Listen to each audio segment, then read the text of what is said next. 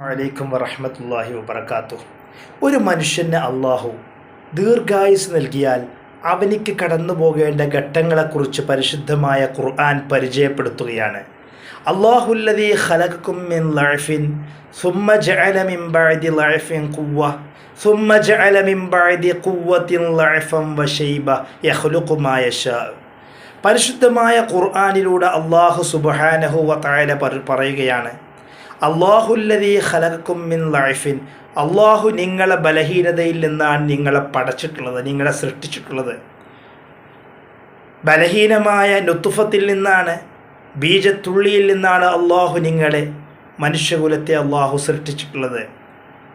സുമ്മ ജഅല മിൻ ബഅദി ലഅഫിൻ ഖുവ്വ,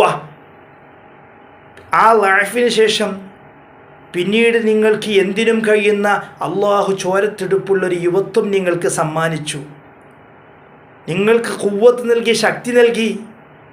സുമ്മ ജഅല മിൻ ബഅദി ഖുവ്വത്തിൻ ലഅഫൻ വശൈബ യഖ്ലുഖു മാ യശാ. എന്തിനും കഴിയുന്ന ചോരത്തുടുപ്പുള്ള യുവത്വത്തിന് ശേഷം ഇനി നിങ്ങളെ വീണ്ടും അള്ളാഹു സുബ്ഹാനഹു വ തആല വാർദ്ധക്യത്തിലേക്കും ലഅഫിലേക്കും, നിങ്ങളെ നരബാധിച്ചിരിക്കുന്ന അവസ്ഥയിലേക്കും, നിങ്ങളെ ബലഹീനമായ അവസ്ഥയിലേക്ക് നിങ്ങളെ തിരിച്ചു കൊണ്ടുപോകുമെന്ന് പരിശുദ്ധമായ ഖുർആനിലൂടെ അള്ളാഹു പഠിപ്പിക്കുകയാണ്. ഒരു മനുഷ്യനെ അള്ളാഹു ഒന്നിനും കഴിയാത്ത നുത്ഫത്തിൽ നിന്ന് സൃഷ്ടിച്ച്, അതിനുശേഷം ചോരത്തുടുപ്പുള്ളൊരു യുവത്വം സമ്മാനിച്ച്, അതിനുശേഷം വീണ്ടും അവനെ നിരയിലേക്കും അവനെ ബലഹീനതയിലേക്കും തിരിച്ചു കൊണ്ടുപോകുന്നു, വാർദ്ധക്യത്തിലേക്ക് അവനെ തിരിച്ചു കൊണ്ടുപോകുന്നു എന്ന് പരിശുദ്ധമായ ഖുർആൻ പരിചയപ്പെടുത്തുന്നു.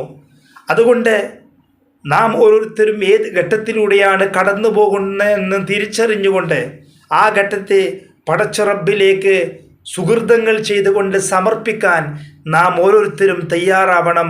അല്ലാഹു സുബ്ഹാനഹു വ തആല തൗഫീഖ് നൽകി അനുഗ്രഹിക്കുമാറാവട്ടെ. അസ്സലാമു അലൈക്കും.